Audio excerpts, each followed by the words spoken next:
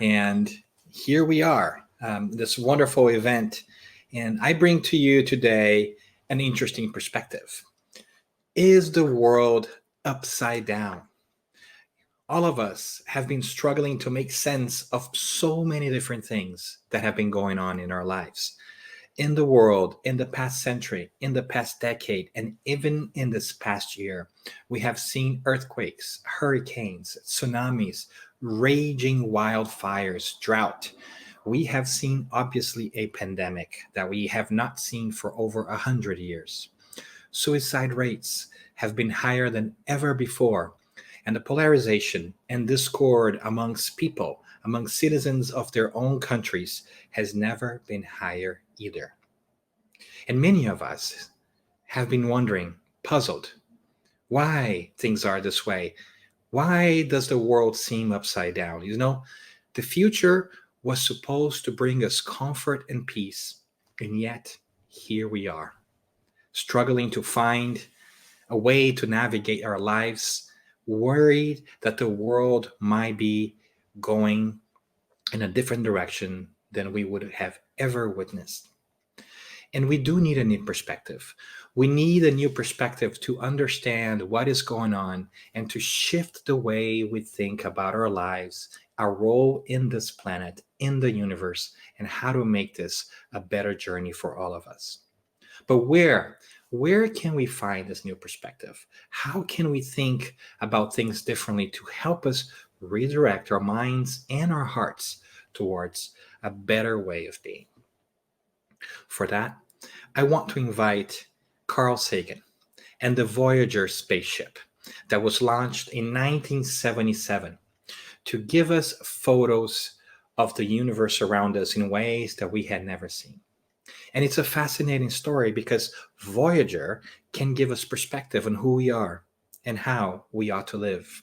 You see, in 1977, NASA launched into space a spaceship with a beautiful and powerful camera that was going to go farther than we had ever gone before, take pictures of the solar system, and send it back. And as it traveled through space at an incredible speed of 40,000 miles per hour, in over 2 years, it reached Jupiter.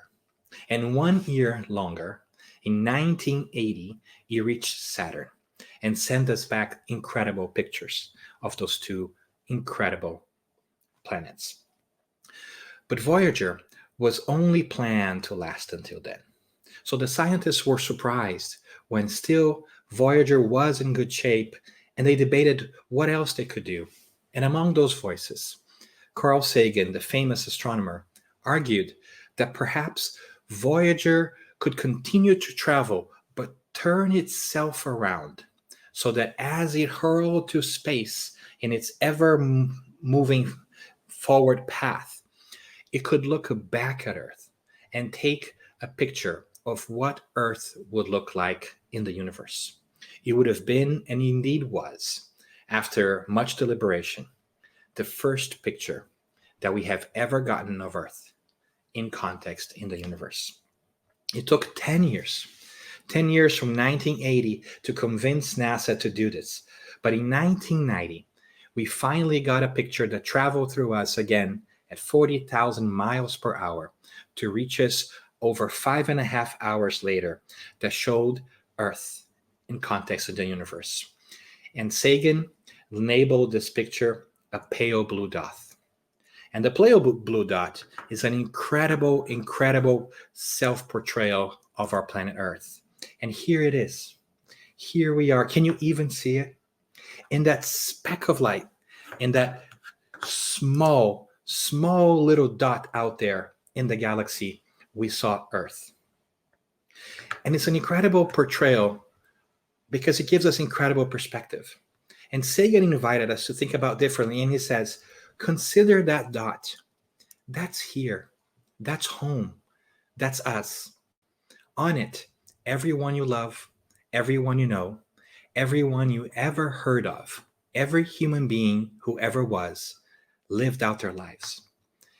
That dot is the aggregate of our joy and suffering, thousands of religions, ideologies, economic doctrines, every hunter and forager, every hero and coward, every creator and destroyer of civilization, every king and peasant, every young couple in love, every mother and father, hopeful child, inventor, explorer, every teacher of morals, every corrupt politician, every superstar, every supreme leader, every saint and sinner in the history of our species lived there, on a mote of dust suspended in a sunbeam.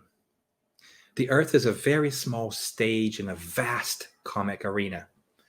Think of the rivers of blood spilled by all those generals and emperors, so that in glory and triumph they could become the momentary masters of a fraction of a dot. Think of the endless cruelties visited by the inhabitants of one corner of this pixel on the scarcely distinguishable inhabitants of some other corner. How frequent the misunderstandings, how eager they are to kill one another, how fervent their hatred. Our posturings, our imagined self-importance, the delusion that we have some privileged position in the universe are challenged by this one pale blue dot. He goes on to say that our planet is a lonely speck in the great enveloping cosmic dark. And in our obscurity, in all of this vastness, there is no hint that help will come from elsewhere to save us from ourselves. And there we are, all of us, contained in a picture that shows a simple blue dot traveling through space at 67 miles per hour around the sun. And if that is not enough, that pale blue dot is also traveling with our solar system around the Milky Way, with the Milky Way at 450,000 miles per hour. Together we have covered so much space, but are we making progress? Maybe then that little dot is the ship. It's a ship that carries us through space and time, that really goes and brings us to where we have never thought we could go before. If we are in this ship, should we think differently than that? Because what challenges us today is that our perspective is oftentimes not that we are in a ship per se, but that we are living in cabins. And for as long as we think not of the ship itself, but only of the cabins, we are going to run into problems. If all we're doing is to think that we need more in our cabins, that we want better cabins than those around us, if all we do is keep calling for room service, for more food and more different things without regard to the ship itself, I wonder what will help of us. I wonder what will happen. Because if we only demand the resources to satisfy our own needs, forgetting of those around us, forgetting that those that are working under deck, forgetting of the limitations of our ship, the ship will only have to work harder and its engine will overheat. We will have trouble making do with the supplies that we have, and we'll have less diversity. And that example is not that far-fetched from what is happening today, because we still struggle every single day with wanting more for ourselves without regard to those around us. And if that is the case, then we are going to run into problems with this ship of ours, which really is our planet.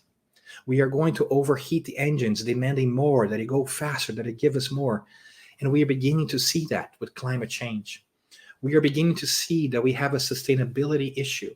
We have problems where we cannot necessarily continue at the pace that we go and generate as much waste as we are currently doing, because there will be soon enough no more space in the ship to keep all that which we have consumed and no longer need, all that which is superfluous. So we have lost the sense of stewardship of this ship. We are no longer worried about where it may go, but only what is it that I can have in my cabin right now. We have forgotten that pale blue dot. And for as long as we do that, let's be honest, we need to label the ship with a different name. If we continue to think this way, if we continue to believe that all that we should care about is the here and now and the satisfaction of our own senses, then we might as well label the ship the Titanic. Because as long as we continue to do that, our certain future is one where eventually we are going to hit a constraint and our boat will no longer to go the way it's going. And we are going to find ourselves struggling. We are going to find ourselves struggling to understand all of a sudden, how did we get here? But the good news is that it's up to us, and that we have time and we have space and we have the will and we have the means to make sure that this boat, this planet of ours, is not the Titanic. If we are able to shift our perspective, if we're able to stop thinking as cabin occupants, but instead think of a tripulation of the ship, the crew in the ship, then we begin to make different choices that can ensure the longevity of the ship and the change in perspective that will be necessary that we can navigate better. But how can we do that? Well, the answer from our enlightened spirits are simple. They have been repeating it through times, but we also find that expressed clearly in question 913 of this foundational book that we call the Spirit's Book. When we had a chance to have enlightened spirits give us in firsthand their perspective about the challenges that we face. In it, Kardec and others ask, of all the vices, which may be regarded as the root of all challenges? And the spirits answer categorically. They tell us, we have already told you many times, selfishness. All evil derives from it. They tell us to study all the vices, and we will see that selfishness is at the bottom of them all. And they tell us farther that as much as we struggle with them, we will never be able to get rid of them as long as we have not destroyed the cause of their existence.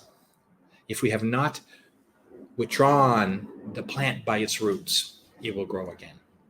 And selfishness then is at the key of this mentality that we need to change. We need to stop thinking only as cabin occupants, as we said, only about what is it that behooves us today, and shift our perspective to the long term. And fortunately, we have had another important tool in this process, and that is the understanding of life after life. Because when we begin to know and deeply internalize that in our souls, that we are immortal beings, we begin to understand that we're not just in the ship for one trip, that we are in fact frequent travelers, that we have traveled before in the ship and we want to do so again. So it's not just a matter of leaving a better ship for our children who are right with us, but it's also understanding that we will be our children's children, that we as immortal spirits that come back and reincarnate to continue this journey of learning and of growth will need a place, will need a ship with which to travel to the immensity of space to discover all the inherent and latent possibilities that lie within our souls. It is our destiny to continue to travel through the cosmos, much the same way that the pale blue dot travels through incredible speeds through intergalactic space. So the question of the moment, the challenge of our times is, how will we shift our perspective? How will we turn this world that seems upside down into a better place? The answer is simple. We need to think less of our own immediate desires and more about the needs of the whole. We need to think less about the satisfaction of our own senses right now and think with our spiritual minds to think about what is it that befits us, the immortal spirit, best in the long run. What kind of choices are we making? Are we making choices for the moment, or are we making choices for the long run?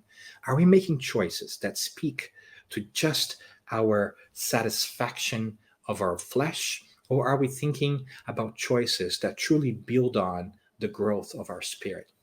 How can we change our lives? Can we perhaps behave a little more understandingly towards others? Can we perhaps use less resources in this planet so that we may have still a wonderful place to be when we come back 2 generations from now? Who is to say but ourselves? It is the invitation that stands the test of time. It is for us to decide how this world ought to be.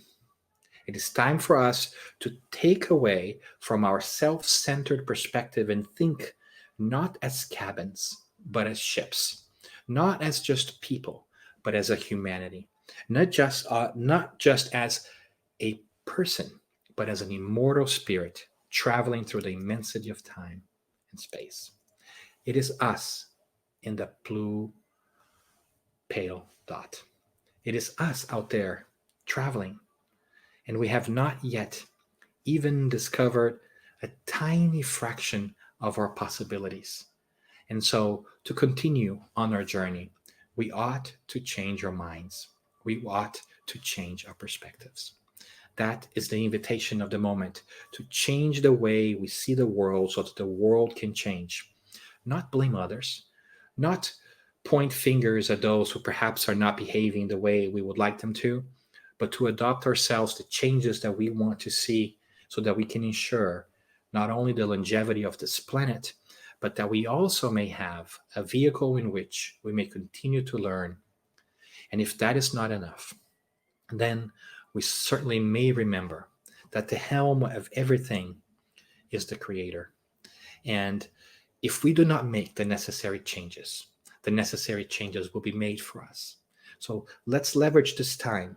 Let's leverage this time and space to make better choices for the future ahead, to change our perspective so that we can say, hello, universe, we look forward to seeing more of you.